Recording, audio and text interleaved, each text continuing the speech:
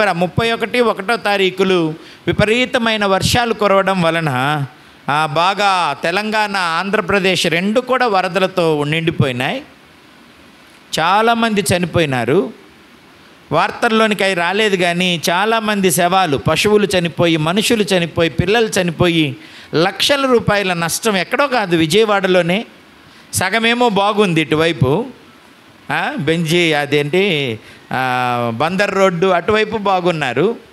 ఆ క్రిందంతా సింగనగర్ ఆ ప్రాంతం అంతా కూడా, బుడమేరు ప్రాంతం అంతా కూడా మునిగిపోయింది. ఇంకా ఇప్పటికీ అక్కడ సహాయక చర్యలు జరుగుతున్నాయి. వాళ్ళకి నీళ్లు నిప్పులు లేక బాధపడుతున్నారు. పొయ్యి పెట్టుకోవటానికి లేదు, వండుకోవటానికి లేవు. ఎందుకని ఫస్ట్ ఫ్లోర్లన్నీ మునిగిపోయినాయి.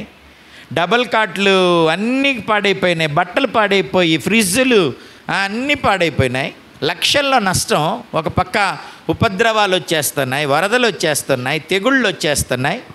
మీరు చైనా, వియత్నాం చూస్తే ఎంత అది గంటకి, ఎక్కడున్నాడు గురుగాడు, 400 కిలోమీటర్లు, 436 కిలోమీటర్ల వేగంతో గాలి వీస్తూ ఉంటే బిల్డింగ్లన్నీ లెగిసిపోయినాయి.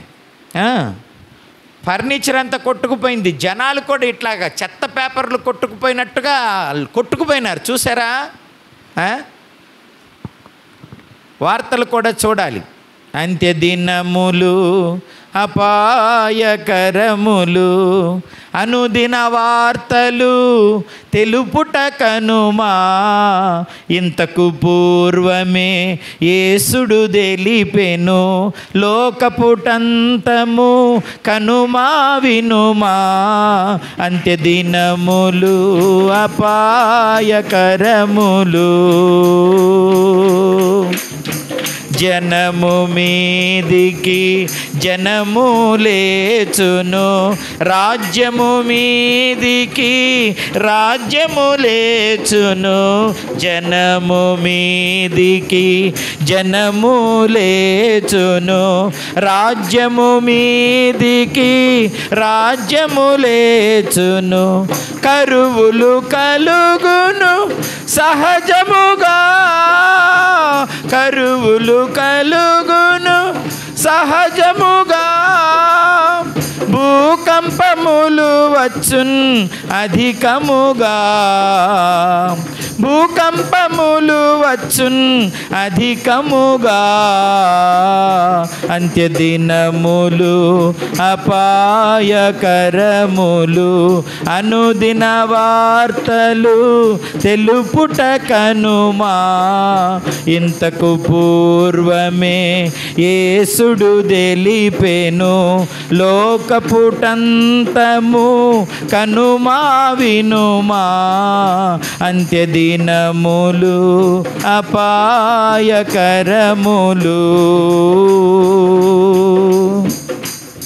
ఇక్కడ చూడండి, సెప్టెంబర్ 15వ తారీఖున భూమిపైకి ఆస్ట్రాయిడ్ రాబోతుందట.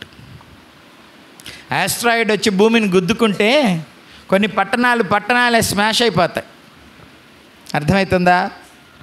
రోజులు బాగలేవు, పాపం విస్తరిస్తోంది. అర్థమైందా? మనుషులు కఠిన హృదయులు అయిపోతున్నారు, దేవుని మీద తిరగబడుతున్నారు, దేవుని కార్యాల గురించి ఆలోచన లేదు. ఇప్పుడు ఆస్ట్రాయిడ్ దగ్గరగా రావడాన్ని బట్టి గాలులు ఎక్కువైపోయి చైనా, వియత్నాంలో భయంకరమైన హరికేన్స్ వచ్చినాయి. సుడిగాలులు అన్నమాట. మొత్తం లేపుకొని వెళ్ళిపోతున్నాయి. మనుషుల్ని, పశువుల్ని, బిల్డింగుల్ని మొత్తాన్ని లేపుకొని వెళ్ళిపోతున్నాయి. పెద్ద పెద్ద బిల్డింగులు కూలిపోయి, అద్దాలు పగిలిపోయి, ఇళ్లల్లో ఉన్న వాళ్ళు కూడా మన ఏదో గాలి వస్తే పేపర్ ఎగిరిపోయినట్లుగా ఎగిరిపోతున్నారు. మీరు చూడాలి వార్తలు. ఊరక వండుకోవటం, తినటం, పండుకోవటం కాదు. సంపాదించుకోవటం, వండుకోవటం, తినటం, పండుకోవడం ఇంకా ఎక్కువైపోయినాయి. వెనకదగట్ట సందాలు వేసుకొని విపరీతంగా మనుషులు విచ్చలవిడిగా బ్రతుకుతున్నారు, తింటున్నారు, త్రాగుతున్నారు. చావు సర్వసాధారణమైపోయింది. కళ్ళతో చావులు చూస్తున్నాం. వరద తగ్గిపోయి విజయవాడలో మొన్న మేము వెళ్తే మొత్తం ఒకే బజార్లో 4 శవాలు, ఒకే బజార్లో 4 శవాలు. ఎక్కడ చూసినా ఇటోళ్ళు ఇటు బాక్స్ పెట్టుకొని ఉన్నారు, అటోళ్ళు అటు బాక్స్ పెట్టుకొని ఉన్నారు. ఇంకొంచెం ముందుకు పోతే ఇంకొక సందులో బాక్సు. ఎక్కడ చూసినా మరణాలే. మేము ఇందాక వస్తుంటే ఎవరో బాంబులాడా ఏదో నాకు మన గార్లపాడు వెంకట పంపించాడు. చంద్రలపాడులో ఎవరో కరెంట్ షాక్ కొట్టి చచ్చిపోయారట, గేదెలు చనిపోయినాయంట. బాంబుల కుమారా ఏదో పేరు నాకు అర్థం కావట్లేదులే. సో అతను చనిపోవటం, పశువులు చనిపోవటం, కరెంటు వలన, పిడుగుల వలన, వర్షాల వలన, తెగుళ్ళ వలన, డెంగ్యూ జ్వరాల వలన. చిన్న చిన్న పిల్లలే, ఒంగోలులో ఇద్దరే చిన్న పిల్లలట. ఆ అమ్మాయికి సరిగ్గా తిప్పి కొడితే 25 సంవత్సరాలు లేవు, రక్త కణాలు పడిపోయినాయని హాస్పిటల్కి తీసుకెళ్తే ఐసీయూలో పెట్టారు. ఏదో బతుకుద్దని ఆశపడ్డారు కానీ పాపం చచ్చిపోయింది. అతనికి 28 సంవత్సరాల వయసు, ఇద్దరు చిన్న పిల్లలు. ఏంటో ఈ మరణాలు. ఇట్లాగే అక్కడ ఒక విగ్రహాన్ని పెట్టి టెంట్ వేస్తే ఆ టెంట్ వైర్ కట్టిందంట. ఒకడు 15-16 సంవత్సరాల పిల్లాడు అనుకుంటాను, బాగా బైక్ నడుపుకుంటా వెళ్ళి చూసుకోకుండా ఆ తాడును కొట్టుకున్నాడట. ఈ లోపల ఉన్న ట్రేకియా పగిలిపోయి చచ్చిపోయాడు వెంటనే. పక్కనే ఆర్ఎంపీ డాక్టర్ ఉన్నాడు, వచ్చి చూసేసరికి ఈ లోపల వాయు నాళం పగిలిపోయింది. మరణాలు భలే తొందరగా వస్తూ ఉన్నాయి. ఎవరెప్పుడు ఎలా మరణిస్తున్నారో తెలియదు. భయంకరమైన మరణాలు సంభవిస్తున్నాయి. నూజివీడుకి సంబంధించి మన స్వర్ణ ఒక వీడియో పెట్టింది. బిల్లాడు స్కూల్కి వెళ్ళి వస్తా లిఫ్ట్ అడిగాడంట. ఒకడు బైక్ మీద వెళ్తా ఉన్నారు, ఇద్దరు లిఫ్ట్ అడిగితే వాడిని ఎక్కించుకున్నారు.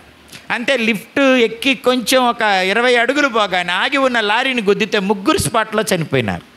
ఆడ బైక్ ఎక్కకపోయినా బాగుండా పిల్లోడు. అనుకుంటాం అట్లా మరణము తప్పించటం యెహోవా వశం, మనం మరణాన్ని తప్పించుకోలేం. అంత్య దినాలు చాలా అపాయకరంగా ఉన్నాయి. కొంచెం వార్తలు కూడా వినండి. యుద్ధం, ఎక్కడ చూసిన యుద్ధాలు, ఎక్కడ చూసిన మరణాలు, ఎక్కడ చూసిన విచ్చలవిడితనం, విగ్రహారాధన ఎక్కువైపోయింది. ఇదివరకు 2 విగ్రహాలు పెడితే ఇప్పుడు 4 విగ్రహాలు పెడుతున్నారు. డబ్బులు ఎక్కువైపోయినాయి జనాలకి, స్వేచ్ఛ కూడా ఎక్కువైపోయింది, దైవ భయం తక్కువైపోయింది. చెప్పేవారు లేరు, చెప్తే వినేవారు లేరు. అందుకే జనాలందరూ వడిగా నాశనం వైపు వెళ్ళిపోతున్నారు. నా ప్రియ దేవుని పిల్లలు, మీరు జాగ్రత్తగా ఉండాలి. మీరు పైనున్న వాటిని వెతకాలి. మీరు క్రీస్తుతో కూడా లేపబడిన వారైతే అంటున్నాడు కొలస్సీ పత్రిక. చూడండి, బాప్తిస్మం ఆల్రెడీ తీసుకున్నవారు, ఈరోజు బాప్తిస్మం తీసుకున్న వేణుశ్రీకి విక్టోరియా అనే పేరు పెట్టడం జరిగింది. మనము జయ జీవితాన్ని జీవించాలి. ఈ లోకానికి వేరే బ్రతకాలి, లోకంలో మిళితం అవ్వకూడదు. కొలస్సీలకు రాసిన పత్రిక 3వ అధ్యాయము, మీరు క్రీస్తుతో కూడా లేపబడిన వారైతే పైనున్న వాటినే వెతకండి. అక్కడ క్రీస్తు దేవుని కుడిపార్శ్వమున కూర్చుండి ఉన్నాడు. పైనున్న వాటి మీదనే కానీ భూ సంబంధమైన వాటి మీద మనస్సు పెట్టుకొనకుడి. ఏలయనగా మీరు మృతి పొందితిరి, మీ జీవము క్రీస్తుతో కూడా దేవుని యందు దాచబడి ఉన్నది. మనకు జీవమై ఉన్న క్రీస్తు ప్రత్యక్షమైనప్పుడు మీరును ఆయనతో కూడా మహిమయందు ప్రత్యక్షపరచబడుదురు. కాబట్టి మనము మహిమలో చేరాలి. వాస్తవానికి మనము మంటి దేహాన్ని కలిగి ఉన్నాం, కానీ మన ఆత్మను దేవుడు మహిమతో నింపినాడు కనుక మనము మహిమ రాజ్యానికి సంబంధించిన వారం. మనం ఎప్పుడూ దేవుని కొరకు ఎదురు చూస్తూ ఉండాలి. ఈ భూ సంబంధమైన వ్యాపారాలలో చిక్కుకొని పోకూడదు. మీరు అర్థమైందా? తినటం, సంపాదించటం, పండుకోవడం, కట్టుకోవడం, కొనుక్కోవడం ఇదేనా? కాదు. మనము ఇవన్నీ చేస్తూనే పరలోకం కొరకు ఎదురు చూస్తూ ఉండాలి. పైన మన దృష్టిని పెట్టాలి. భూ సంబంధమైన వాటి మీద మనస్సు పెట్టకూడదు, పరలోకం మీద మన మనస్సు పెట్టాలి. 5వ వచనం మీరు చూడండి. కావున భూమి మీదనున్న మీ అవయవములను అనగా జారత్వమును, అపవిత్రతను, కామాతురతను, దురాశను, విగ్రహారాధన అయిన ధనాపేక్షను చంపేయండి అన్నాడు. అర్థమవుతుందా? వాటి వలన దేవుని ఉగ్రత అవిధేయులైన వారి మీదికి వచ్చును. పూర్వము వారి మధ్య జీవించినప్పుడు మీరును వాటిని అనుసరించి నడుచుకుంటిరి.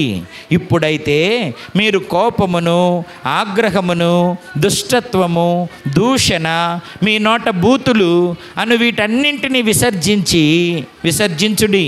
ఒకనితో ఒకడు అబద్ధమాడకుడి.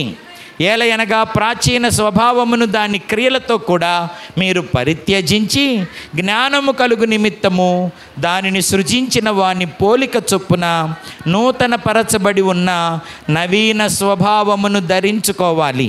ఇక్కడ చూడండి, భూ సంబంధమైన మనస్సు, పర సంబంధమైన మనస్సు, ప్రాచీన స్వభావము, నవీన స్వభావము. అర్థమైందా? చంపివేయుట ఏమిటి? జారత్వాన్ని, అపవిత్రతను, కామాతురతను, దురాశను, విగ్రహారాధన అయిన ధనాపేక్షను చంపేయాలి. చంపేయకపోతే దేవుని ఉగ్రత అట్టి వారి మీదకి వస్తుందన్నమాట. ఈ లోకంలో చాలామంది ఇప్పుడు దురాశలతో నిండి ఉన్నారు, విగ్రహారాధనతో, ధనాపేక్షతో నిండి ఉన్నారు. అపవిత్రత ఎక్కువైపోయింది, జారత్వం ఎక్కువైపోయింది, కామాతురత ఎక్కువైపోయింది.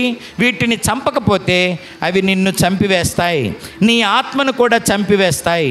దేవుని ఉగ్రత మన మీదకి వస్తుంది. కనుక దేవుని సన్నిధిలో మారు మనసు రక్షణ పొంది దేవుని యందు విశ్వాసం ఉంచి లేపబడిన మనం మరలా వీటిని అంటకుండా బ్రతకటం అనేది చాలా ముఖ్యం.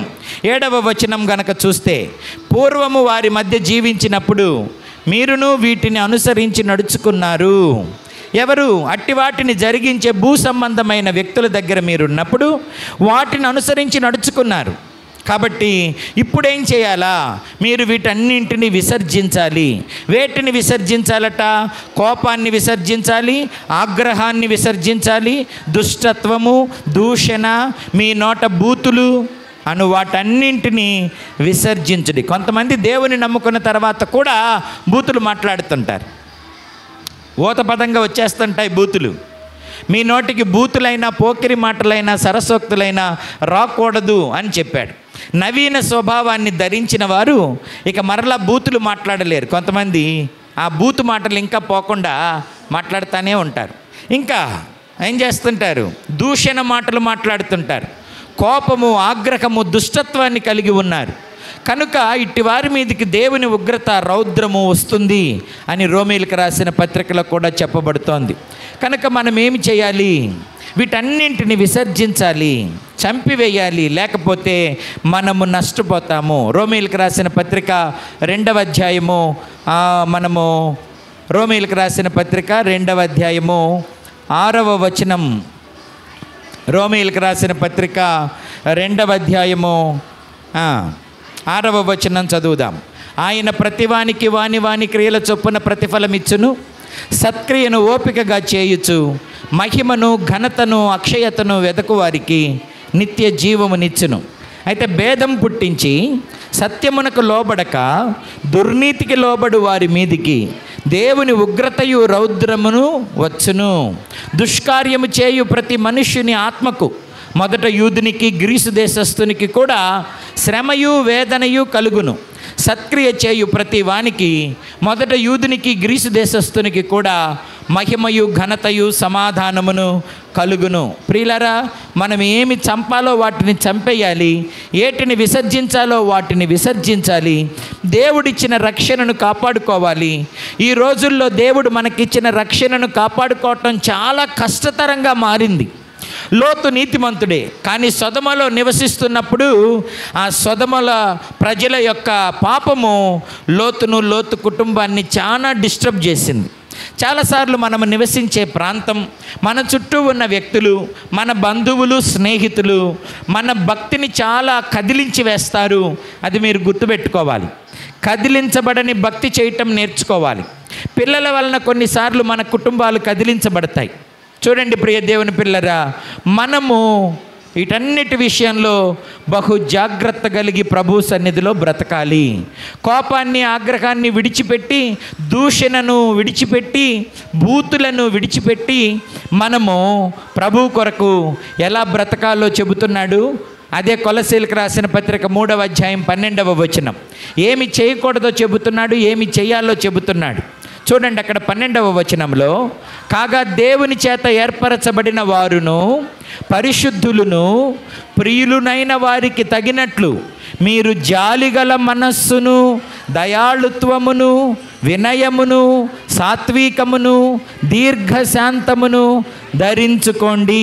వెండి బంగారాలు, బట్టలు తర్వాత, కానీ వాటన్నిటికంటే మొదట జాలి కలిగిన మనస్సు మనకు ఉండాలి, దయగలిగిన మనస్సు మనకు ఉండాలి, వినయము కావాలి, సాత్వికము కావాలి, దీర్ఘశాంతము కావాలి. వీటిని మనము ధరించుకోవాలట. 13వ వచనం ఏమంటున్నాడో చూడండి. ఎవడైనను తనకు హాని చేసెనని ఒకడు అనుకొనిన ఎడల ఒకనినొకడు సహించుచు ఒకనినొకడు క్షమించుడి. ప్రభువు మిమ్మును క్షమించిన లాగున మీరును క్షమించుడి. 14వ వచనం, వీటన్నిటిపైన పరిపూర్ణతకు అనుసంబంధమైన ప్రేమను ధరించుకొనుడి. క్రీస్తు అనుగ్రహించు సమాధానము మీ హృదయములలో ఏలుచుండనీయుడి. ఇందుకొరకే మీరొక్క శరీరముగా పిలువబడితిరి మరియు కృతజ్ఞులై ఉండుడి. 16వ వచనం, సంగీతములతోనూ కీర్తనలతోనూ ఆత్మ సంబంధమైన పద్యములతోనూ ఒకనినొకడు బోధించుచు బుద్ధి చెప్పుచు కృపాసహితముగా మీ హృదయములలో దేవుని గూర్చి గానము చేయుచు సమస్త విధములైన జ్ఞానముతో క్రీస్తు వాక్యము మీలో సమృద్ధిగా నివసింపనీయుడి. మరియు మాట చేత గాని క్రియ చేత గాని మీరేమి చేసినను ప్రభువైన యేసు ద్వారా తండ్రి అయిన దేవునికి కృతజ్ఞతాస్తుతులు చెల్లించుచు సమస్తమును ఆయన పేరట చేయుడి. ఎప్పుడు? మీరు క్రీస్తుతో కూడా పాతి పెట్టబడిన వారైతే, మీరు మహిమలో ప్రత్యక్షం అవ్వాలని, పరలోకం చేరాలని ఎదురు చూస్తూ ఉంటే తప్పకుండా మీరు ఈ జాగ్రత్తలు పాటించాలి. కొంతమంది ఏదో వస్తుంటారు, మందిరానికి పోతూ ఉంటారు, వారి భక్తి గురించిన ఆలోచన లేదు, చుట్టూ ఏమి జరుగుతుందో నన్న ఆలోచన లేదు. ఇట్లాంటి వారు చాలా నష్టపోతారు. ఓకేనా?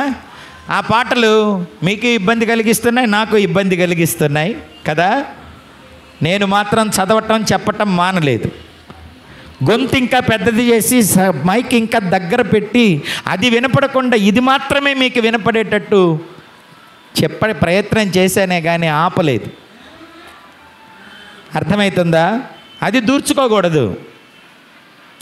ఆ పాట మనం వినకూడదు. ఎందుకని? అవి కామాతురతను రెచ్చగొట్టే పాటలు, వ్యభిచారాన్ని రెచ్చగొట్టే పాటలు, బూతులవి. అవి నీ ఆత్మను నాశనం చేస్తాయి. అర్థమవుతుందా? దేవుడని విగ్రహమని సత్యం తెలియని వారు చాలామంది తమ జీవితాలను పాపానికి అమ్మివేసుకుంటున్నారు, కీడుకు అమ్మివేసుకుంటున్నారు, నాశనానికి అప్పగించుకుంటున్నారు. వాళ్ళందరినీ చూసినప్పుడు మీకు భయం పుట్టాలి. వాళ్ళని చూసినప్పుడు మీకు భయం పుట్టాలి. నవ్వు రాకూడదు, ఏడుపు రావాలి, బాధ కలగాలి. ఇక్కడ దేవుని పని జరుగుతూ ఉంటే కనీసం 5 నిమిషాలన్నా మైకాపాలన్న ఆలోచన వాళ్ళకు కలగలేదు. వారి యొక్క దుష్టత్వంలో వారు ఆనందిస్తున్నారు, పాపంలో ఆనందిస్తున్నారు, విగ్రహారాధనలో ఆనందిస్తున్నారు. వారే కాదు, వారి పిల్లలతో సహా ఆనందిస్తున్నారు. అది వారి మీదకి గొప్ప కీడును తీసుకురాబోతోంది.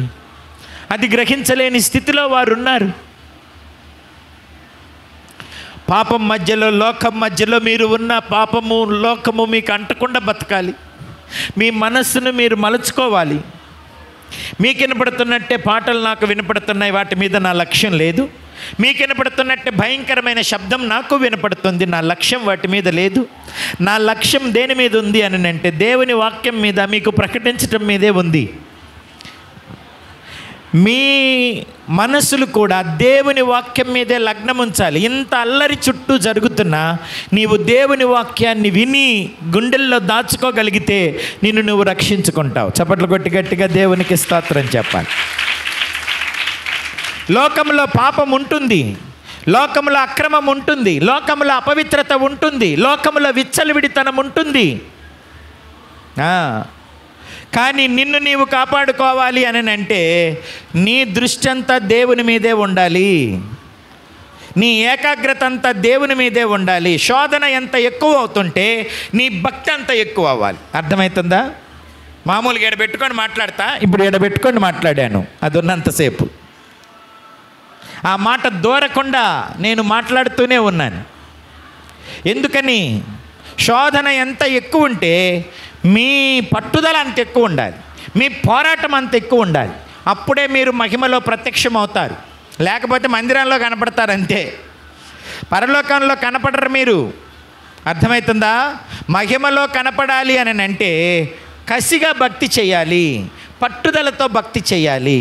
పాపం కోసమే మనుషులు అంతగా పరితపిస్తుంటే జీవం కొరకు మనం ఎంత తప్పించాలి? నాశనానికే వారు అంత ప్రయారిటీ ఇస్తే, ప్రాధాన్యతనిస్తే, మేలు కొరకు మనం ఇంకెంత ప్రాధాన్యతనివ్వాలి? సిగ్గుపడవలసిన విషయాలు అందే అంత అతిశయపడుతుంటే అతిశయించవలసిన విషయాల్లో మనం ఇంకెంత అతిశయపడాలి? లోకాన్ని చూసినప్పుడు లోకంతో మిళితమైపోకూడదు.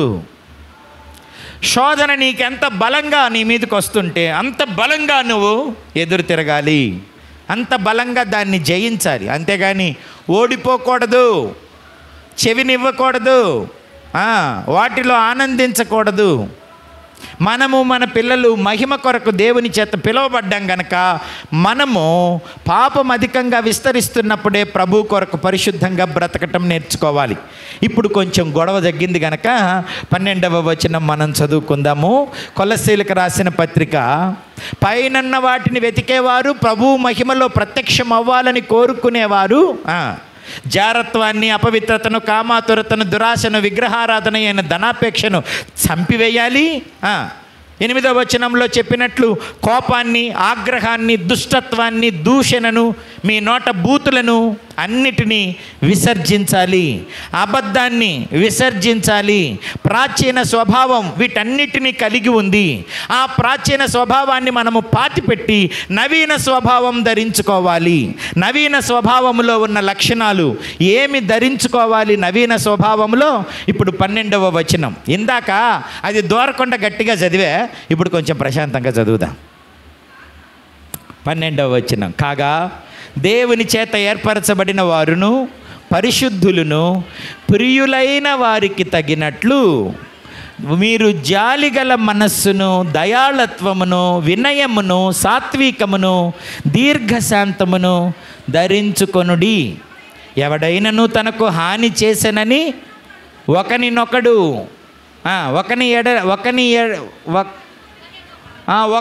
ఎవడైనను తనకు హాని చేసెనని ఒకడు అనుకొనిన ఎడల ఒకనినొకడు సహించుచు ఒకనినొకడు క్షమించుడి. ప్రభువు మిమ్మును క్షమించిన లాగున మీరును క్షమించుడి. కాబట్టి ఒకటి సాత్వికము, దీర్ఘశాంతము, జాలిగల మనస్సు, వినయము, దయ ధరించుకోవాలి ఆభరణాల కంటే ముఖ్యంగా. ఆ తర్వాత క్షమించే మనస్సు కలిగి ఉండాలి. మనుషుల్లాగా కాదు. మనుషులు 3 సార్లు క్షమిస్తారు. ఒకసారి చెప్పా, 2 సార్లు చెప్తున్నా, ఇక 3 సార్లు ఇక క్షమించను.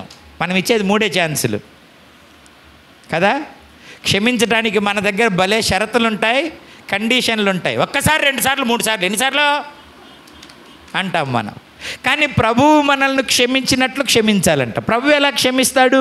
జీవితకాలం అంతా క్షమిస్తూనే ఉంటాడు. ఎవడైనా నీకు హాని చేశాడని తెలిస్తే నువ్వు అనుకుంటే వారిని క్షమించు. పేతురు ఒకసారి వచ్చి ప్రభువుని అడిగాడు, ప్రభువా నేను ఎన్ని మారులు నా సహోదరుణ్ణి క్షమించాలి? అప్పుడు ఆయన ఏమన్నాడు తెలుసా? 77 ఏండ్ల మార్ల మట్టుకు అన్నాడు. ఏమన్నాడు చెప్పండి? 77 ఏండ్ల మార్ల మట్టుకు. 77 సార్లు అనలా. మనమేం 3 సార్లే కదా. మనం 3 సార్లే. దేవుడు 77 సార్లు అంటే అదే ఎక్కువ. కానీ ప్రభు అన్నమాట 77 ఏండ్ల మార్ల మట్టుకు క్షమించాలి. అంటే బ్రతుకు దినములే 70 ఏండ్లు, అధిక బలం ఉంటే 80. బతికినంత కాలం నువ్వు ఒక వ్యక్తిని క్షమిస్తూనే ఉండాలి. ఎందుకని? దేవుడు నిన్ను క్షమిస్తూనే ఉన్నాడు గనక. అంతేగాని 3 సార్లు ఛాన్స్ పక్కన పెట్టండి. 3 సార్లు క్షమించేది ముచ్చటగా పక్కన పెట్టి 77 ఏండ్ల మార్ల మట్టుకు క్షమించటం నేర్చుకోండి. క్షమిస్తే నీకే మంచిది. ఎవరినైనా నువ్వు క్షమించకపోతే అది నిన్నే తగలబెడుతుంది. ఆ కోపం నిప్పు ఎవరి మీద అయినా వేయాలనుకున్నప్పుడు ముందు నువ్వు పట్టుకోవాలి కదా. పట్టుకుంటే అది నిన్ను కాలుస్తుంది, పక్కన వాళ్ళని తర్వాత సంగతి. క్షమించలేని మనస్సు నిప్పు లాంటిది. క్షమించేయండి. అత్తనో, మామనో, భర్తనో, భార్యనో, పిల్లలనో, అన్నదమ్ములనో, ఇరుగు పొరుగునో క్షమించండి. పోయేది ఏమీ లేదు. అర్థమైందా? క్షమించడం నేర్చుకోండి. అదే నవీన స్వభావం. అదే మహిమలో ప్రత్యక్షపరచబడటానికి కావలసిన ఒక ఆభరణం, ఒక అర్హత. వినయగలిగిన మనస్సు, జాలిగల మనస్సు ఉండాలి. గర్వం వదిలిపెట్టాలి, అహంకారం వదిలిపెట్టాలి, దూషణ వదిలిపెట్టాలి. కీడును పగను మనసులో ఉంచుకోవద్దు. ఎవడు నీకు ఏ హాని చేశాడని అనుకున్నా, నీకు అనిపిస్తే క్షమించేయి. కానీ కోపం పెట్టుకోబాకండి. ఎప్పుడు పోతామో తెలియదండి, అది చెప్పదలుస్తుంది నేను. ఎప్పుడు పోతామో తెలియదు. కొన్నిసార్లు కారు మీద పిడుగుపడ్డ వీడియోలు చూస్తుంటాను. చాలాసార్లు నేను వర్షంలో వెళ్తున్నప్పుడు పిడుగులు, ఉరుములు, మెరుపులు. దేవుడిని ఒకే మాట అడుగుతా, నీ ఇష్టమైతే బతికించు, లేకపోతే తీసుకెళ్ళే లోపు మాత్రం నన్ను శుద్ధి చేసి తీసుకెళ్ళు, నన్ను క్షమించి తీసుకెళ్ళు. నీ రాజ్యంలో నేను ఉండాలి. ఇంత బతికి ఇంటెనక చచ్చినట్టు ఉండకూడదు మన జీవితాలు. క్షమాపణ లేని మనస్సు మనల్ని పరలోకం చేర్చదు, మహిమలో ప్రత్యక్షపరచనివ్వదు. గర్వపు మనస్సు మనల్ని పరలోకం చేరనివ్వదు. దూషణ, ద్వేషము మనల్ని పరలోకం చేరనివ్వదు. అందుకే నేను ప్రతి రాత్రి పడుకునేటప్పుడు కూడా ప్రభువుకు చెబుతా, ఈ రాత్రి చచ్చిపోతే నన్ను నీ దగ్గరికి చేర్చుకో. నీ వచ్చినా సరే నన్ను నీ దగ్గరికి చేర్చుకో. కారు బయలుదేరగానే ఒకవేళ ఏ ప్రమాదం చేతైనా నేను ఈ ప్రయాణంలో చచ్చిపోతే నన్ను నీ దగ్గరికి చేర్చుకో. ఎప్పటికప్పుడు మనం పైనున్న వాటిని వెతకాలి, పరలోక రాజ్యం చేరాలి. భూ సంబంధమైన వాటి మీద మీ మనస్సు పెట్టుకోవద్దు అన్నాడు ప్రభు. ఈ జీవన సంబంధమైన వ్యాపారాల్లో చిక్కుకోబాకండి. క్షమాపణ కలిగి ఉండండి. మన ప్రభు అయిన యేసు క్షమించే మనసు గలవాడు. క్షమించటం నేర్చుకోండి. తనను చంపు శత్రువులను కూడా దేవుడు క్షమించాడు. మిమ్మల్ని ఒక్క మాట అంటే మీరు క్షమించకపోతే ఎలా? క్షమించండి. మీ మీద ఒక అపనింద వేస్తే మీరు క్షమించకపోతే ఎలా? క్షమించండి. అప్పుడే మహిమలో ప్రత్యక్షమవుతారు. గోవిందమ్మక్క, మహిమలో ప్రత్యక్షం అవ్వాలి అని అంటే క్షమించే మనస్సు కలిగి ఉండాలి, దీన మనస్సు కలిగి ఉండాలి. ఆ తర్వాత ఏమి కలిగి ఉండాలంటాడు? 14వ వచనం, వీటన్నింటిపైన పరిపూర్ణతకు అనుబంధమైన ప్రేమను ధరించుకోండి. అర్థమైందా? దేవుడు ప్రేమై ఉన్నాడు. మీరు కూడా దైవికమైన ప్రేమతో మీరు ప్రేమించాలి. స్వార్థంతో ప్రేమించకూడదు. దైవికమైన ప్రేమతో దేవుడు మనల్ని ప్రేమించినట్లు ప్రేమించాలి. దేవుడు మనల్ని క్షమించినట్లు మనము క్షమించాలి. దేవునిలాగా మనము సాత్వికము, దీన మనస్సు కలిగి ఉండాలి. అప్పుడే మనము దేవునితో కూడా పరలోకంలో ప్రవేశించగలుగుతాం. 15వ వచనం చూడండి. క్రీస్తు అనుగ్రహించు సమాధానము మీ హృదయములలో ఏలుచుండనీయుడి. ఇందుకొరకే మీరొక్క శరీరముగా పిలువబడితిరి. కాబట్టి అందరి మధ్య సమాధానం ఉండాలి. ఉందా? అందరి మధ్య మీకు సమాధానం? భర్తతో, భార్యతో, తోడుకోడలతో, అత్తమామలతో, స్నేహితులతో, విశ్వాసులతో, ఇరుగు పొరుగుతో మీకు సమాధానం కావాలి. లేకపోతే దానిని సంపాదించుకోవాలి. క్షమాపణ ఉంటే సమాధానం వచ్చేస్తుంది. ఎంతకాలం నువ్వు క్షమాపణ చెప్పవో, క్షమించవో, అంతకాలం నీవు సమాధానాన్ని పొందలేవు. అందుకని మీరు దయచేసి క్షమించమని అడగండి, క్షమాపణ పొందండి. అందరితో సమాధానంగా ఉండండి. మీ మనసులో మనస్మర్ధలు పెట్టుకోబాకండి, అవకాశం ఇవ్వద్దు. మరియు కృతజ్ఞులై ఉండండి. ఈ లోకం కృతజ్ఞతను మర్చిపోయింది. ఎప్పటికప్పుడు మర్చిపోవటమే. అవసరం వచ్చినప్పుడే అయ్యా అయ్యా అయ్యా. అర్థమైందా? అవసరం వచ్చినప్పుడే అయ్యా అయ్యా అయ్యా.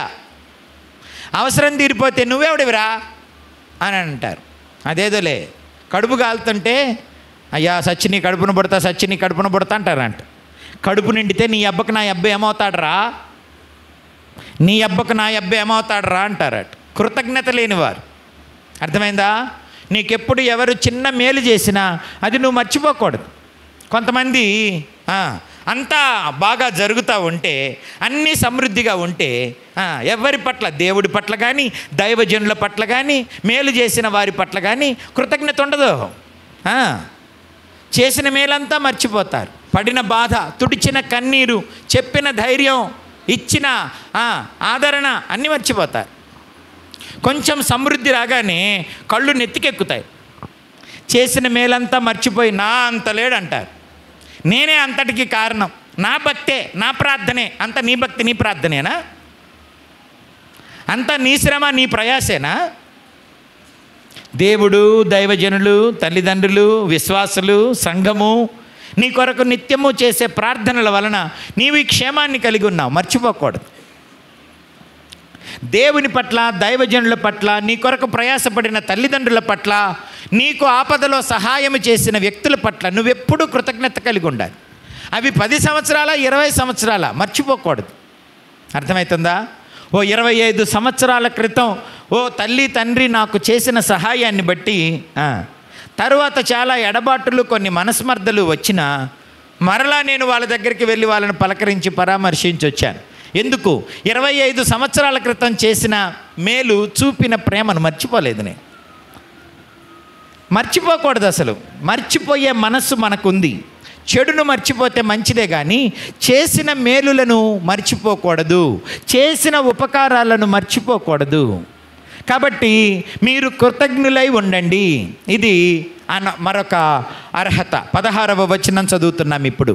సంగీతములతోనూ కీర్తనలతోనూ ఆత్మ సంబంధమైన పద్యములతోనూ ఒకనినొకడు బోధించుచు బుద్ధి చెప్పుచు కృపాసహితముగా మీ హృదయములలో దేవుని గూర్చి గానం చేయుచు సమస్త విధములైన జ్ఞానముతో క్రీస్తు వాక్యము మీలో సమృద్ధిగా నివసింపనీయుడి. కాబట్టి ఆత్మ సంబంధమైన పాటలు హృదయంలో ఉండాలి, ఇంటిలో ఉండాలి. నువ్వు ఎటుపోతున్న ఆత్మ సంబంధమైన పాటలు వినాలి, కానీ కామాన్ని రెచ్చగొట్టే పాటలు వినకూడదు, పాపాన్ని రెచ్చగొట్టే పాటలు వినకూడదు. అర్థమవుతుందా? ఇందాకన్నారుగా, నన్ను నమిలేయి, నన్ను కొరికేయి, నన్ను మింగేయి, నన్ను తినేయి. కామాన్ని రెచ్చగొట్టే పాటలు కాదు వినాల్సింది. కామాన్ని రెచ్చగొట్టే పాటలు కాదు ఇంట్లో వినపడవలసింది. కొంతమంది దేవుని నమ్ముకున్న వారి ఇంట్లో కూడా పోకిరి పాటలు వినపడుతుంటాయి, సినిమా పాటలు వినపడుతుంటాయి. అదేమంటే మా కొడుకు పెట్టుకున్నాడు, మా కూతురు పెట్టుకుంది, మా అల్లుడు పెట్టుకున్నాడు. ఆపలేవు. ఇట్లాంటి పాటలు ఈ ఇంట్లో వినపడటానికి వీలు లేదని చెప్పలేవు, చెప్పాలా? అర్థమైందా? అంతేగాని వాళ్ళు పెట్టుకున్నారు వీళ్ళు పెట్టుకున్నారు అనకూడదు. మీ ఇంట్లోకి కుక్క వస్తే రాణిస్తారా? బురదలో పొరలాడే పంది వస్తే రాణిస్తారా? పాము తేలు వస్తే రాణిస్తారా? అవి ప్రమాదకరమైనవి కాబట్టి వాటిని చంపుతారు. వీటిని కూడా చంపాలి అంటే ఏం చేయాలా? వాటిని నిర్మూలన చేయాలి, లేకుండా చేయాలి. నీ ఇంటిలో అవి ఉండకూడదు. అర్థమైందా? మారు మనసు పొందకముందు సురేష్కు సినిమా పాటలు అంటే బాగా ఇష్టమంట. సురేష్కి సినిమా పాటలు అంటే భలే ఇష్టమంట. సెల్లు నిండా అవేనట. మారు మనసు పొందిన తర్వాత మొట్టమొదట చేసిన పని సెల్లులో నుంచి సినిమా పాటలన్నీ డిలీట్ చేయటం. అర్థమైందా? సెల్లులో నుంచి పోకిరి పాటలు డిలీట్ చేయటం. సినిమా పాటల్లో 90% అన్ని పోకిరి పాటలే, జారత్వాన్ని, వ్యభిచారాన్ని రెచ్చగొట్టే పాటలే, లైంగిక వాంఛలను పెంచే పాటలే అవి, నిన్ను నీ తలంపులను పాడు చేసే పాటలే అవి 90%. ఓ 10% దేశభక్తి గీతాలు, అమ్మ గురించి, నాన్న గురించి అట్లాంటివి ఉంటాయిలే, స్నేహం గురించి ఓ 10%. కానీ 90% పాటలు నిన్ను పాపానికి ప్రేరేపించే పాటలే, నీకు దుష్ట తలంపులు, వ్యభిచార తలంపులు కలుగచేయు పాటలే. మహిమలో ప్రత్యక్షం అవ్వాలి అని అంటే నువ్వు వాటిని వినకూడదు. నీ హృదయంలో కూడా ఆత్మ సంబంధమైన పాటలు పెట్టుకోవాలి, పాడుతుండాలి, ప్రభువును స్తుతిస్తుండాలి. ఇంట్లో కూడా ఉదయాన్నే లెగవగానే దేవుని పాటలు పెట్టాలి. పని చేసుకుంటూ పాటలు పాడుతూ ఉంటే దేవుని ఆత్మ సంచారం అక్కడ జరుగుతూ ఉంటుంది. కనుక దైవికమైన వాతావరణం నీ గృహంలో నువ్వు కలిగి ఉండాలి పాటల ద్వారా. 17వ వచనం చదువుదాం. దేవుని వాక్యము కూడా మీ హృదయంలో సమృద్ధిగా ఉండాలి. ఇది చూడండి, సమస్త విధములైన జ్ఞానముతో క్రీస్తు వాక్యము మీలో సమృద్ధిగా నివసింపనీయుడి. దేవుని వాక్యం మీలో నివసించాలంటే ఏం చేయాలి చెప్పండి? వినండి, నా వైపు చూడండి. పాటలంటే పాడుకుంటాం, మరి దేవుని వాక్యం సమృద్ధిగా హృదయంలో ఉండాలంటే ఏం చేయాలి? మీ బియ్యపు డబ్బాలో బియ్యం ఉండాలంటే ఏం చేయాలి? కొనక్కొచ్చి పోయాలి. వాటర్ క్యాన్లో నీళ్లు నిండా ఉండాలంటే ఏం చేయాలి? వాటర్తో నింపుతుండాలి. మరి మీ హృదయంలో వాక్యం సమృద్ధిగా ఉండాలంటే ఏం చేయాలి? బైబిల్ ఏమో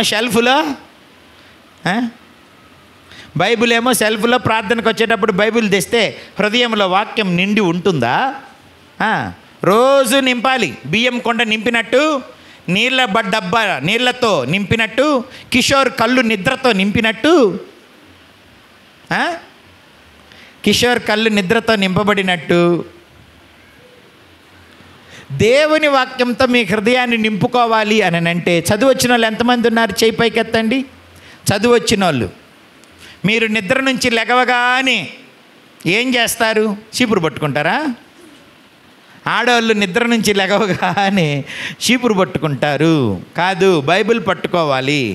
మీరు పడుకునేటప్పుడే బైబిల్ని తల దగ్గర పెట్టుకోవాలి. మంచం మీద నుంచి లెగవగానే ఓ వాక్యం చదవాలి. పొద్దున్నే మరలా పడుకునేటప్పుడు ఒక వాక్యం చదువుకోండి.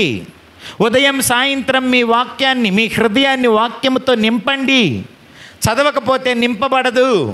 చదువు వచ్చిన వాళ్ళు చదువుకోవాలి. చదువు రానోళ్ళు చదువు కోసం అడగండి. బైబిల్ మాత్రమే చదివే జ్ఞానం దేవుడిస్తాడు. చాలామంది పామరులు బైబిల్ మాత్రమే చదివే జ్ఞానాన్ని అడిగి పొందుకున్నారు. వాళ్ళు బైబిల్ మాత్రమే చదవగలరు, ఇంకేమీ చదవలేరు. బైబిల్ చదివే శక్తిని ఇవ్వమంటే దేవుడు వారికి బైబిల్ని నేర్పించాడు.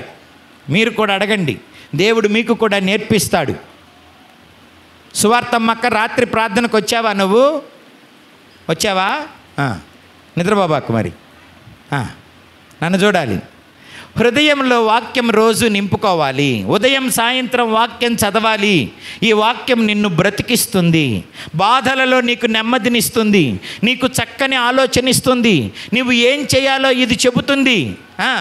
అయ్యగారు వారానికి 1 రోజు 2 రోజులు, నేను నెలకు 1 రోజు 2 రోజులు, కానీ రోజు మీకు బోధించే ఇది బైబిల్. రోజు మీకు దేవుని వాక్యాన్ని బోధించే మీ గురువు, మీకు నిజమైన పాస్టర్, నిజమైన ఉపదేశకుడు, బోధకుడు పరిశుద్ధాత్ముడు. ఆయన నిత్యం మీతో ఉంటాడు. ఈ బైబిల్ని ఉదయం సాయంత్రం చదువుకోవాలి. ఖాళీ ఉంటే బైబిల్ చదువుకోవాలి. కొంచెమే చదువుకొని వాక్యంతో హృదయాన్ని నింపుకోండి. అప్పుడు పాపం ఉండదు. నీ ఎదుట నేను పాపము చేయకుండునట్లు నా హృదయములో నీ వాక్యాన్ని ఉంచుకున్నాను అన్నాడు. ఉంచుకోవాలి, నింపుకోవాలి, రోజూ జరగాలి. అర్థమైందా? నీళ్ల కుండ నీళ్లతో నిండినట్టు, అన్నము కుండ అన్నంతో నిండినట్టు మీ హృదయం దేవుని వాక్యముతో నిండి ఉంటే మీరు మహిమలో ప్రత్యక్షమవుతారు. ఆ వాక్యం మిమ్మల్ని ఈ లోకంలో నడిపిస్తుంది. 17వ వచనం చదవండి. మరియు మాట చేత కానీ క్రియ చేత కానీ మీరేమి చేసినను ప్రభువైన యేసు ద్వారా తండ్రి అయిన దేవునికి కృతజ్ఞతాస్తుతులు చెల్లించుచు సమస్తమును ఆయన పేరట చేయుడి. మహేష్, సమస్తమును ఆయన పేరట చెయ్యాలి. నేను కళ్ళే కాదు అన్నీ గమనిస్తుంటా. మీ జారిపోతున్న చెయ్యి కూడా గమనిస్తుంటా. అర్థమైందా? కళ్ళు కనపడకపోతే చాలనుకోబాకండి. మీ కదలికలన్నీ నేను గమనిస్తుంటా. ఏమ్రా సామేలు, అర్థమవుతుందా?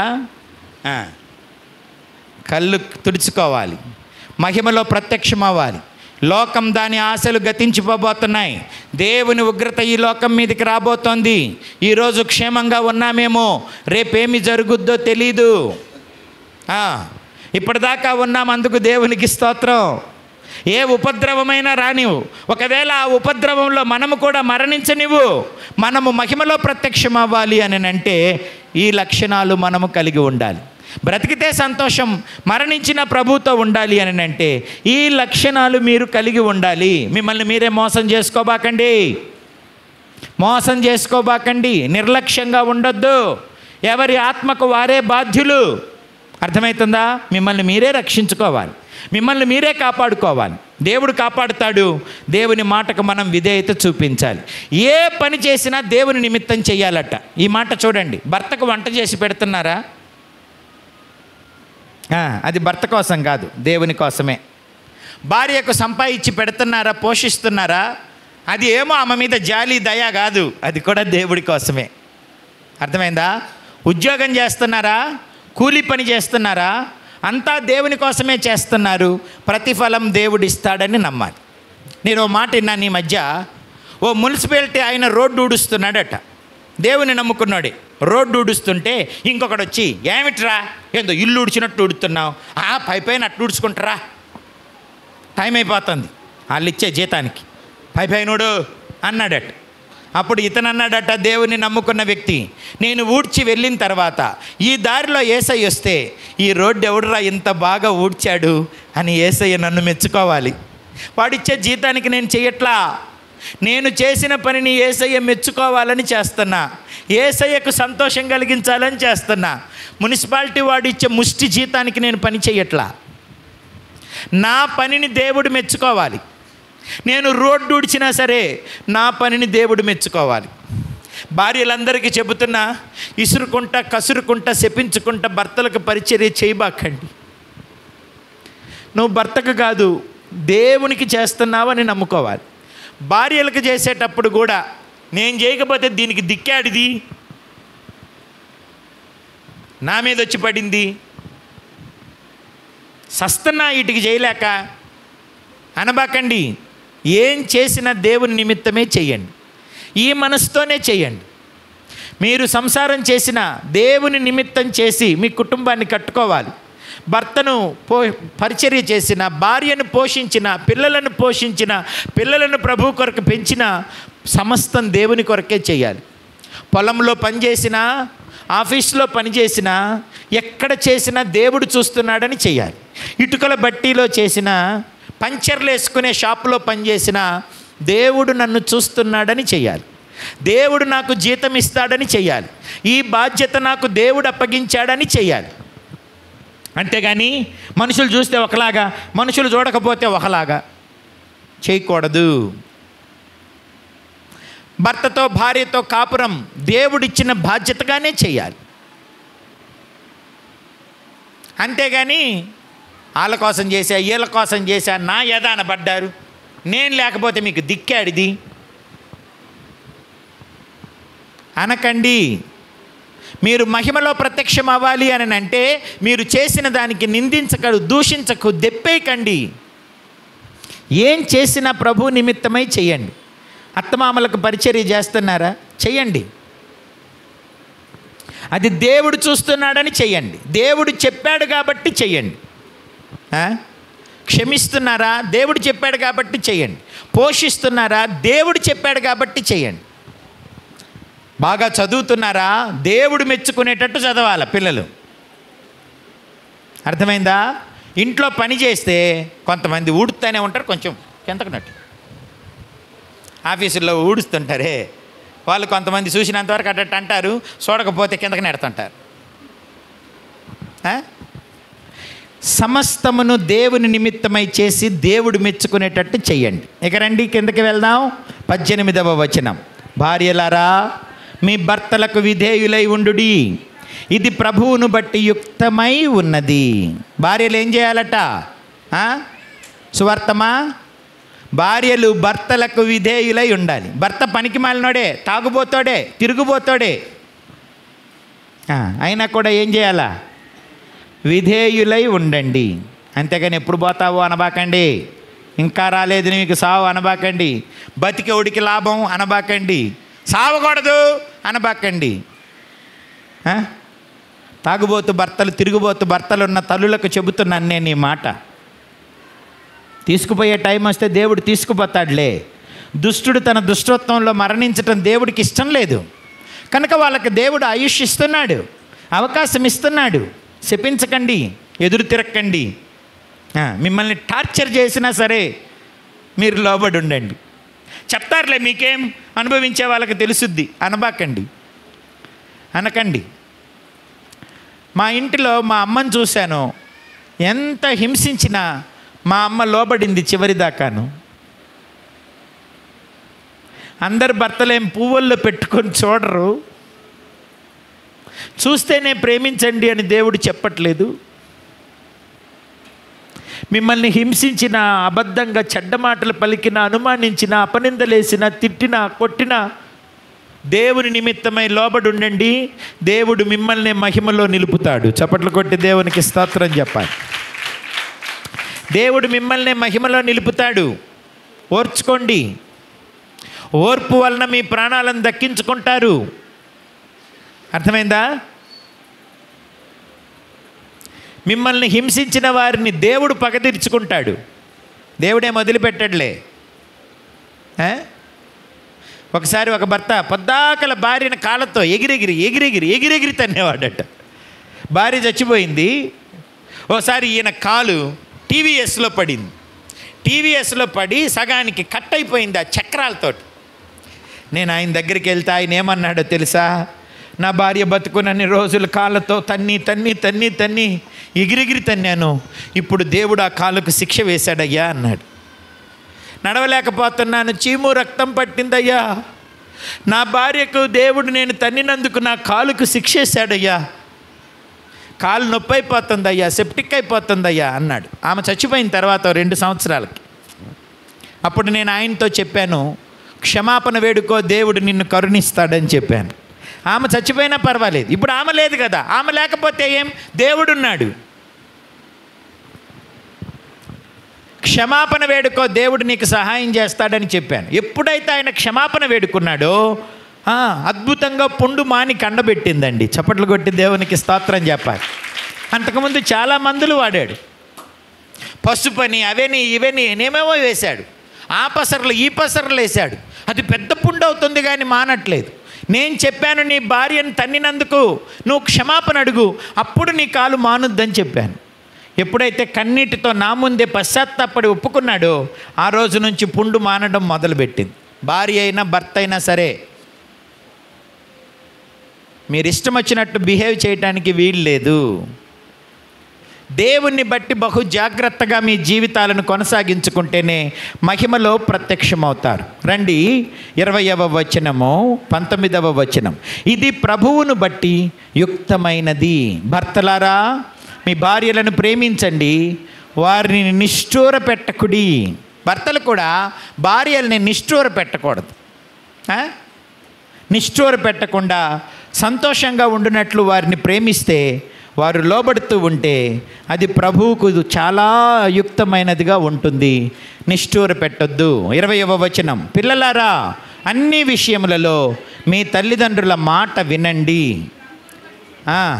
అమ్మా నాన్న ఉన్న పిల్లలు చేతులు ఎత్తండి ఒకసారి. అమ్మా నాన్న ఉన్న పిల్లలు మీ చేతులు పైకెత్తాలి.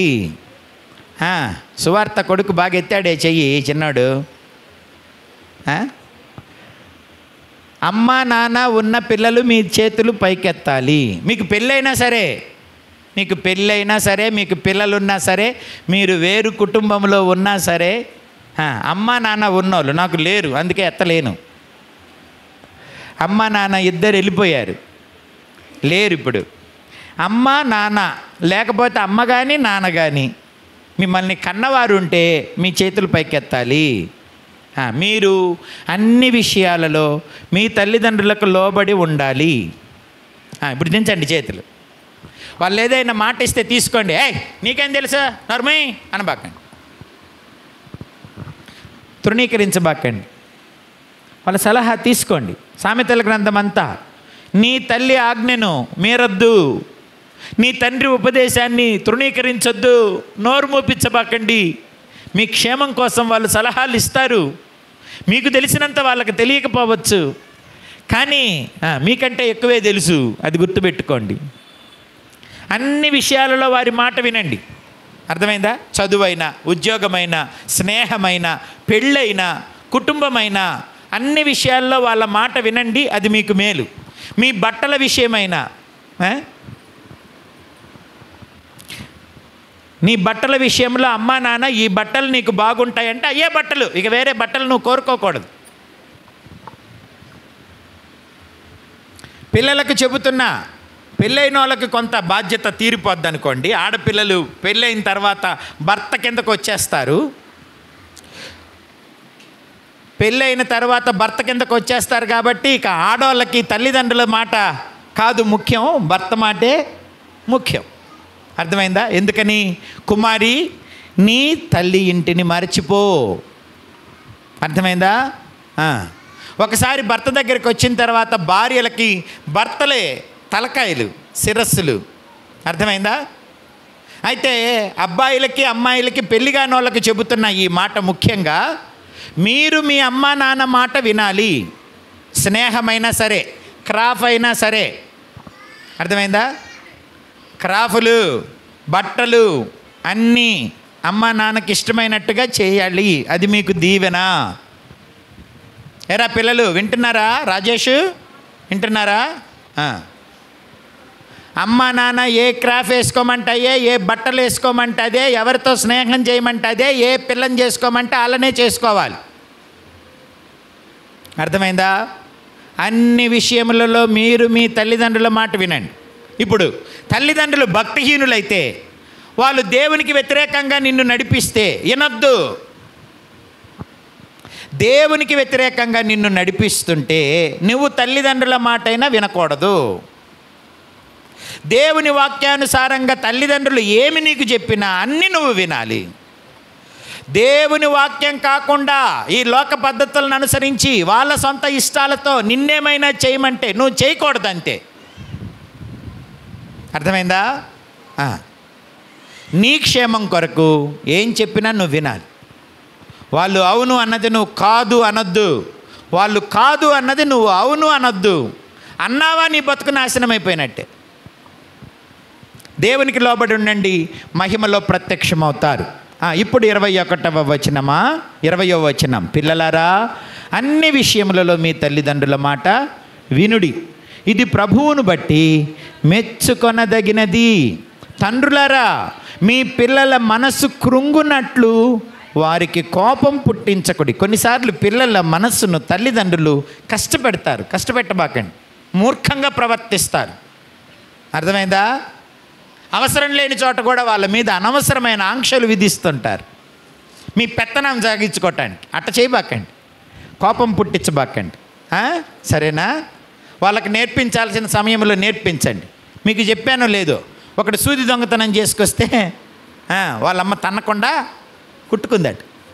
ఆ తర్వాత కోడిగుడ్డు తెచ్చాడట, మెచ్చుకొని ఆమ్లెట్ వేసి పెట్టిందట. 3వ రోజు వెళ్ళి కోడినే పట్టుకొచ్చాడట. కోడి ఈకలన్నీ పీకి కవర్లో పెట్టి కనపడకుండా దిబ్బలో దాచిపెట్టమని కవర్లో జుట్టిచ్చిందట. ఇలా అమ్మ ఎంకరేజ్మెంట్, పిల్లవాడి విర్రవీగిపోయి రెచ్చిపోయి వాడు పెద్ద దొంగ అయిపోయాడు. 18-20 సంవత్సరాలకే వాడికి ఉరిశిక్ష పడేంత నేరాలు చేశాడు. ఉరిశిక్ష వేస్తే ఏం కావాలని అంటే, మా అమ్మని పిలుచుకురండి అన్నాడట. మా అమ్మకు చెప్పాలి నేను ఒక మాట అని. అక్కడి నుంచి ఏడుచుకుంటూ వస్తుందంట. ఓ నా కొడుకా, 20 సంవత్సరాలకే నీకు 100 సంవత్సరాలు నిండినయా కొడుకా, అందరు చదువుకొని ఉద్యోగాలు చేస్తుంటే నువ్వేంటిరా కొడుకా అని రాగాలు తీసుకుంటూ వస్తుంటే, ఏడవబాక, రాగాలు దీబాక, దగ్గరికి రా, నీకో సంగతి చెబుతాను అన్నాడట.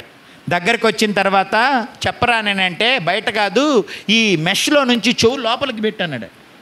అందుకని చెవు అంతా ఇరికించి లోపల నుంచి ఇప్పుడు పెట్టిందంట లోపలికి.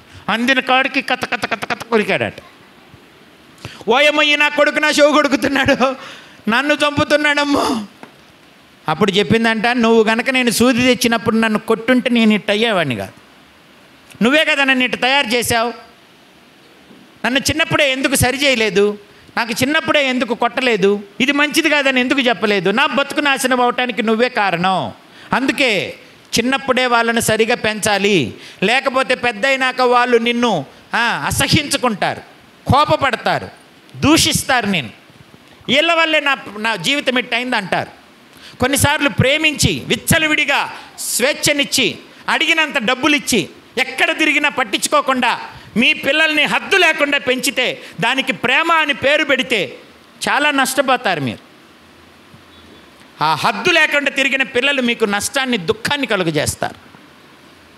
ప్రేమ అంటే ఒక దెబ్బ కొట్టకుండా పెంచుతారా పిల్లల్ని? హద్దు లేకుండా పెంచొద్దు పిల్లల్ని.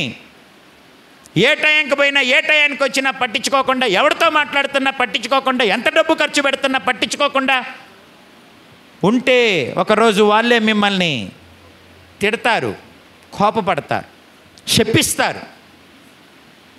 పిల్లల్ని ఇష్టమున్నా లేకపోయినా కొట్టి క్రమశిక్షణలో పెట్టి వాళ్ళని సరిచేయాలి, లేకపోతే మీరు తర్వాత మూల్యం చెల్లించాల్సి వస్తుంది. కనుక తండ్రులారా, మీ పిల్లలకు కోపం పుట్టించకండి. 22వ వచనం. దాసులారా, మనుషులను సంతోషపెట్టువారైనట్టు కంటికి కనబడవలనని కాక ప్రభువునకు భయపడుచు శుద్ధాలంకరణ గలవారై శరీరమును బట్టి మీ యజమానులైన వారికి అన్ని విషయములలో విధేయులై ఉండుడి. ప్రభువు వలన స్వాస్థ్యమును ప్రతిఫలముగా పొందుదుమని ఎరుగుదురు గనుక మీరేమి చేసినను అవి మనుష్యుల నిమిత్తము కాక ప్రభువు నిమిత్తమని మనస్ఫూర్తిగా చెయ్యండి. మీరు ప్రభు అయిన క్రీస్తుకు దాసులై ఉన్నారు. అన్యాయము చేసిన వానికి తాను చేసిన అన్యాయము కొలది మరలా లభించును, పక్షపాతం ఉండదు. కాబట్టి ఈ నవీన స్వభావాన్ని ధరించుకోండి, లేకపోతే కలిగి ఉండండి. జ్ఞానసుందరి నన్ను చూడలే, టైం చూడకపోతే ఏమి, నేను చూసుకుంటున్నా టైము. ఇట్ట చూస్తుంది కనపడకపోయినా, ఆ వెలుతురులో సరిగ్గా కనపడట్లా. నా చేతికి వచ్చింది, నేను కూడా చూసుకుంటున్నా. రాత్రంతా దేవుని సన్నిధిలో ఉన్నారు కాబట్టి ఇంతకంటే చెప్పను. ఇందాక చాలా పెద్ద సౌండ్ వచ్చింది కనుక ఒక ముఖ్యమైన విషయం నేను మీతో చెప్పాలనుకొని కూడా అది చెప్పకుండా ఇది చెప్పా. మరొకసారి వచ్చినప్పుడు ఆ విషయం కూడా మీతో చెబుతా. ఇదైతే కొంచెం గట్టిగా మిమ్మల్ని చదివిస్తా చెప్పొచ్చు. ఎక్స్ప్లెనేషన్ ఇవ్వటానికి పెద్ద పని ఉండదని ఆ డిస్టర్బెన్స్ కోసం ఈ మాటలు చెప్పా. మారు మనసు పొందిన విక్టోరియా ఇక్కడుంది, చాలామంది బాప్తిస్మం తీసుకున్న వారందరూ ఇక్కడ ఉన్నారు కనుక మీరు పైనున్న వాటిని వెతకండి. రేపు వాళ్ళ ఆవిడ్ని తీసుకొని వెళ్ళిపోతాడంట ఈయన. మా ఆవిడ్ని తీసుకొని వెళ్ళిపోతా, ఇల్లు కూడా చూసుకొని వచ్చాను అంటున్నాడు. కాబట్టి రోజుకొకసారి కొలస్సీ పత్రిక 3వ అధ్యాయం అందరూ చదువుకోండి. కొలస్సీ పత్రిక 3వ అధ్యాయం ఇప్పుడు నేను చదివాను, అందరూ చదువుకోండి అమ్మా. ఎక్కడ ఉన్నా జవాబుదారీగా ఉండండి, సరేనా? ఏ నిర్ణయం తీసుకుంటున్నా మీ పైవారికి చెప్పి తీసుకోండి. ఎవరు మీ పైవారు? మీ తల్లిదండ్రులే. తల్లిదండ్రి లేరనుకో, దైవజనుడే మీకు పైవాడు. శ్యామ్ గారికో నాకో ఎవరికొకళ్ళకు ఫోన్ చేయండి. న్యాయాధిపతుల కాలంలో వారికి రాజు లేడట, ఎవడికి ఇష్టమైనట్టు వాడు బతికాడట. ఎవడికి ఇష్టమైనట్టు వాడు బతకూడదు. మనం ఒక ప్రభుత్వం కింద ఉండాలి, మనం ఒక అజమాయిషి కింద ఉండాలి. అన్నీ చెప్పి చేయటం నేర్చుకోవాలి నానా, అన్నీ చెప్పి చేయాలి, ఏది చెప్పకుండా చేయకూడదు. ఈ తరం వారికి మీరు వేరై మారు మనసు పొందాలి, ఈ తరం వారికి వేరై మీరు రక్షించబడాలి. ఈ తరము పనులతో మీరు రాజీ పడకూడదు. నవీన స్వభావాన్ని ధరించుకోండి. బట్టలు బంగారం తర్వాత సంగతి. నేను చెప్పిన ఈ ప్రేమను, క్షమాపణను, సమాధానాన్ని, దీన మనస్సును, విధేయతను ధరించుకోండి. ప్రేమను ధరించుకోండి. కృతజ్ఞత కలిగి ఉండండి. దైవ భయం కలిగి ఉండండి. లుదియమ్మ నన్ను చూడమ్మా, ఎటు చూస్తున్నావో తెలియదు, సరేనా? ఇంకెంతకంటే మీకు చెప్పను. 1 గంట అవుతుంది. 1 గంటకు ముగిద్దాం అనుకున్నాను. 1 గంట చెప్పి 1 గంట చెప్పాను. ఆ తర్వాత నిన్న ఎట్లాగో 1.5 గంటన్నర ఎంతసేపు రాత్రి వాక్యం చెప్పినాను కాబట్టి ఇప్పుడు 1 గంట చెప్పాను. ఈ మాటలన్నీ వినాలి, మనసులో పెట్టుకోవాలి. చదువొచ్చిన వాళ్ళు సమయం దొరికితే బైబిల్ చదువుకోండి, దేవునికి ఇష్టంగా ఉండండి. ఏం చదివినా ఏం చేసినా దేవుడు చూస్తున్నాడని చెయ్యండి. ప్రసాద్ కాలేజీ పిల్లలు కాలేజీకి వెళ్ళేటప్పుడు దేవుడు నన్ను చూస్తున్నాడు అని వెళ్ళండి. రోడ్ల మీద మీరు తిరిగేటప్పుడు, మాట్లాడేటప్పుడు, బస్సుల్లో ఆటోల్లో ప్రయాణం చేసేటప్పుడు దేవుడు చూస్తున్నాడు. నాన్న చూస్తున్నాడా? సిర్లన్న చూస్తున్నాడా? శ్యామయ్య గారు చూస్తున్నారా? మా ఊరోళ్ళు ఎవరైనా చూస్తున్నారా? మా నాన్నకు చెబుతారా? అది కాదు, నన్ను దేవుడు చూస్తున్నాడు. యోసేపు దీవించబడటానికి కారణం ఇంత ఘోరమైన దుష్కార్యము పరమనందున్న దేవునికి వ్యతిరేకంగా నేను ఎలా చేస్తా అన్నాడు. చుట్టూ రాజభవనం, ఎవ్వరు లేరు. పొతీఫర్ భార్య వచ్చి పాపం చేయమని బట్టలు పట్టుకుంది. అంతకు ముందు నుంచే చూపు నిలిపిందంట, శోధిస్తుందట. కానీ ఒక్కడు కనపడితే వెళ్ళి బట్టలు పట్టుకొని ఇప్పుడు రా, ఇంట పురుషుడు లేడు, అందరినీ పంపించేశా, అన్ని తలుపులేసా, 4వ 3వ కంటికి తెలియదు మన సంగతి, రా నా కోరిక తీర్చు అని ఒక యజమానురాలు దాసుని పట్టుకుంటే ఆయన అన్న మాట, తలుపు సందులో నుంచి ఎవడన్నా చూస్తున్నాడేమో, గబుక్కుని ఎవరన్నా వస్తారేమో, పొతీఫర్ వస్తాడేమో, ఇంకెవరైనా చూస్తారేమో కాదు. ఒకే మాట అన్నాడు, ఇంత ఘోరమైన దుష్కార్యము పరమనందున్న దేవునికి వ్యతిరేకంగా నేను ఎలా చేస్తా? నేను చెయ్యలేను. నలుగురు చూస్తే పరిశుద్ధంగా ఉండటం, నలుగురు లేకపోతే పతనమై పాడైపోవటం కాదు. పైనున్న వాటిని చూడాలి, పైనున్న వాడిని కూడా చూడాలి. ఆ పైనున్నవాడు నిన్నే చూస్తున్నాడు, నువ్వేం చేస్తున్నావో చూస్తున్నాడు. పొలంలో పని ఎలా చేస్తున్నావో, కూలీ ఎలా చేస్తున్నావో, ఇంటి పనులు ఎలా చేస్తున్నావో అన్నీ చూస్తున్నాడు. భర్తతో ఎలా ఉంటున్నావు, భార్యతో ఎలా ఉంటున్నావు అన్నీ చూస్తున్నాడు. అన్నిటికీ ఆయన తగిన ఫలం ఇస్తాడు. యోసేపుకు తగిన ఫలితం ఇచ్చాడు దేవుడు, అవునా కదా? ఒక బానిసను రాజుగా చేశాడు. ఒక పెడితే మాత్రమే తినే ఒక దాసుణ్ణి అనేకులకు అన్నం పెట్టేటట్టుగా చేశాడు. చప్పట్లు కొట్టి దేవునికి స్తోత్రం చెప్పాలి. పూటకింత వేస్తే కుక్క తిన్నట్టు దాసుడి పని ఆ రోజుల్లో కుక్కలాగా ఎదురు చూడటమే యజమానుడి దగ్గర. పూటకంత వేస్తే సద్దిదో బొద్దిదో రాత్రి మిగిలిందో నోరు మెదపకుండా తినాలి. అది యోసేపు స్థితి. కానీ ఏమన్నాడు? ఆయన దృష్టికి వ్యతిరేకంగా నేనేమీ చేయను. ఆయన నన్ను చూస్తున్నాడు గనక నేను చేయనట్టటి పనులు. ప్రేరేపించిన, బలవంతం చేసిన నేను చేయను. దేవుడు నాకు ప్రతిఫలం ఇస్తాడు.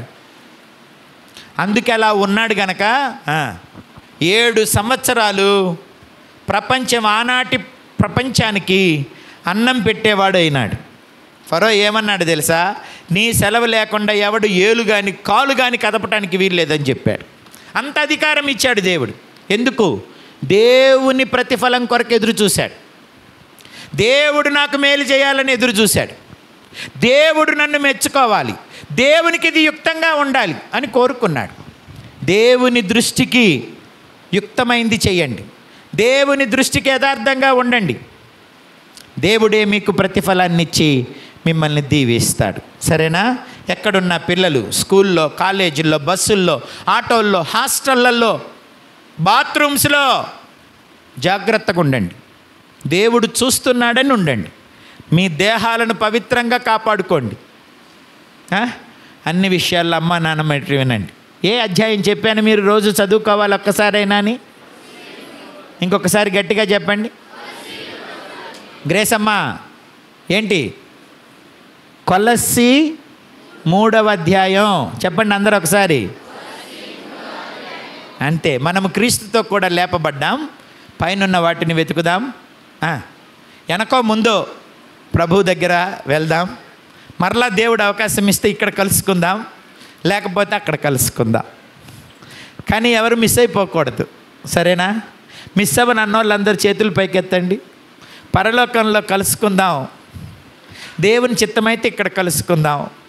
కానీ మనం కలిసే ఉందాం ప్రభుతో అన్న వాళ్ళు చేతులెత్తి చూపించాలి. ఆయన కన్నుల ఎదుట నేను జాగ్రత్తగా బతుకుతానన్నా, ఆయన కన్నుల ఎదుట నేను జాగ్రత్తగా ఉంటానన్నా, నాకు ఇచ్చిన రక్షణ పోగొట్టుకోనన్నా అన్న వాళ్ళు మీరు ఎక్కడ ఉన్నా ఆయన మిమ్మల్ని కాపాడుతాడు. జాగ్రత్తగా ఉండండి. మళ్ళా దేవుని చిత్తమైతే కలుసుకుందాం. ప్రార్థన చేసుకుందాం. లెగిసి నిలవబడండి. మిమ్మల్ని మీరే కాపాడుకోండి. ప్రార్థన చేసుకుందాం. లెగిసి నించోండి అందరూ. మిగిలిన విషయాలు ఈసారి వచ్చినప్పుడు చెబుతాను. ప్రస్తుతం విన్న వాక్యాన్ని బట్టి కొలస్సీలకు మూడవ పత్రిక, కొలస్సీలకు రాసిన పత్రిక 3వ అధ్యాయం మనము ఆద్యాంతం ధ్యానం చేసుకున్నాం. మీరు క్రీస్తుతో కూడా లేపబడ్డారా? క్రీస్తు కొరకే లేపబడ్డారా? క్రీస్తుని చేరాలని, క్రీస్తు మహిమలో ప్రత్యక్షం అవ్వాలని కోరుకుంటున్నారా? అయితే ఈ పని చేయాలి. మీరు జాలిగల మనస్సును, దయగలిగిన మనస్సును ధరించుకోవాలి. వినయాన్ని ధరించుకోవాలి. గర్వాన్ని వదిలిపెట్టాలి. సొంత ఇష్టాన్ని వదిలిపెట్టాలి. నా ఇష్టం కాదు నీ ఇష్టం అని చెప్పగలగాలి. తల్లిదండ్రులకు అన్ని విషయాల్లో విధేయత చూపించాలి. ఎదురు తిరగకూడదు. నా ఇష్టం అనకూడదు. నేను ఇదే చేస్తా అనకూడదు. పిల్లలు అలా అన్నారా? ఎదురు తిరిగారా? వద్దన్నా నువ్వు చేయాలనుకున్నది చేసుకుంటూ పోయావా? నష్టపోతావు. దేవుడు నిన్ను మెచ్చలేడు. దేవుడు యుక్తంగా చూడలేడు. దేవునికి అది ప్రీతికరం కాదు. దేవుణ్ణి బాధ పెడుతుంది, నిన్ను నాశనం చేస్తుంది. కనుక అన్ని విషయాల్లో తల్లిదండ్రులకు విధేయులుగా ఉండాలి. దాసులు యజమానులకు విధేయులుగా ఉండాలి. ఏ పని చేసినా ప్రభువు నిమిత్తం చేయాలి. నేను ఏం చేసినా దేవుడు నాకు ప్రతిఫలం ఇస్తాడన్న స్పృహ మీలో ఉండాలి. అప్పుడు దేవుడు మిమ్ములను మహిమలో ప్రత్యక్షపరుస్తాడు. కోపాన్ని, ఆగ్రహాన్ని చంపారా? అసూయను, ద్వేషాన్ని విసర్జించారా? విగ్రహారాధన, ధనాపేక్షను చంపారా? జారత్వాన్ని, వ్యభిచారానికి సంబంధించిన పాటలు, మాటలు చంపారా? చంపకుండా వాటిని అంటించుకుంటే అవి మిమ్మల్ని చంపేస్తాయి. పామును చంపకపోతే పాము నిన్ను చంపినట్టు, పాపాన్ని చంపకపోతే పాపము నిన్ను చంపుతుంది, నీ ఆత్మను నాశనం చేస్తుంది. కనుక జాగ్రత్త కలిగి ప్రభువునకు ప్రియులైన పిల్లల్లాగా నడుచుకోవాలి. మనుషులను సంతోషపెట్టకూడదు, స్నేహితులను, బంధువులను సంతోషపెట్టకూడదు. దేవుని చిత్తానికి వ్యతిరేకంగా వెళ్ళి వాళ్ళని సంతోషపెడితే నువ్వు నష్టపోతావు, నీ పిల్లలు నష్టపోతారు, నీ కుటుంబం, నీ ఆత్మ నష్టపోతుంది. దేవుణ్ణి సంతోషపెట్టండి, ఆయన నీకు ప్రతిఫలం ఇస్తాడు. అన్నిటికంటే ఉన్నతమైన స్థితిలో నిన్ను నిలుపుతాడు, నిన్ను దీవిస్తాడు. ప్రభువా, ప్రభువా, నీ మహిమలో నన్ను ప్రత్యక్షపరచు ప్రభువా, నీ కొరకు బ్రతికే కృప నాకు దయచేయి ప్రభువా. నీ కన్నులు నన్ను చూస్తున్నాయని అన్యాయంగా కాకుండా న్యాయంగా, దుర్నీతితో కాకుండా నీతిగా, గర్వంతో కాకుండా వినయంతో, అపవిత్రతతో కాకుండా పరిశుద్ధతతో, క్షమించలేని కక్షతో కాకుండా క్షమించే మనసుతో, ప్రేమించే మనసుతో నన్ను నింపు ప్రభువా. ఈ ఆభరణాలు నాకు దయచేయి, వీటిని వస్త్రాలుగా నాకు దయచేయి. ఇవి లేకుండా నువ్వు పట్టుబట్టలు వేసినా, వెండి బంగారాలు ధరించిన ఉపయోగం లేదు. ఈ లక్షణాలు నీవు ధరిస్తే వస్త్రాలలాగా, ఆభరణాలలాగా దేవుడు నీ విషయంలో సంతోషిస్తాడు. ఆత్మ సంబంధమైన పాటలతో హృదయాన్ని వాక్యముతో నింపుకుంటూ ఉదయ సాయంత్రాలు వాక్యం చదువుతూ నీ కృపలో నిలబడతానయ్యా, నీ వాక్యపు వెలుగులో నడుచుకుంటానయ్యా, నీ ఎదుట పాపం చేయకుండా ఉంటానయ్యా. అయ్యా, ఈ చీకటి లోకములో ఈ లోకం మలినం అంటకుండా యోసేపులాగా బ్రతుకుతానయ్యా, నీ కన్నులు నన్ను చూస్తున్నాయన్న స్పృహతో బ్రతుకుతానయ్యా అని ఎవరికి వారు ప్రభువుకు ప్రార్థన చేయండి. ప్రభువు సహాయం వేడుకోండి. ఎక్కడ ఉన్న ప్రభువు మహిమలుగా కొనసాగండి. ప్రభువు మహిమలో మనము ప్రత్యక్షమగునట్లు దేవుని కృపను సద్వినియోగం చేసుకోండి. ఆయన కృప మీకు తోడయ్యుండునుగాక. ప్రేమ కలిగిన తండ్రి యేసయ్య, మీ కొందనాలు. మా బిడ్డలు చేసిన ప్రార్థన మీరు ఆలకించండి.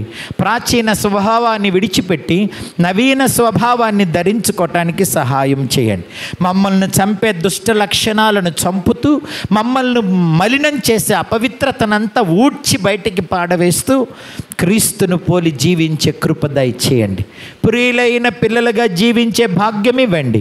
నీ మహిమలో నిలిచే కృపనివ్వండి. నాయనా, నీ రక్షణను సద్వినియోగం చేసుకునే భాగ్యం ఇవ్వండి.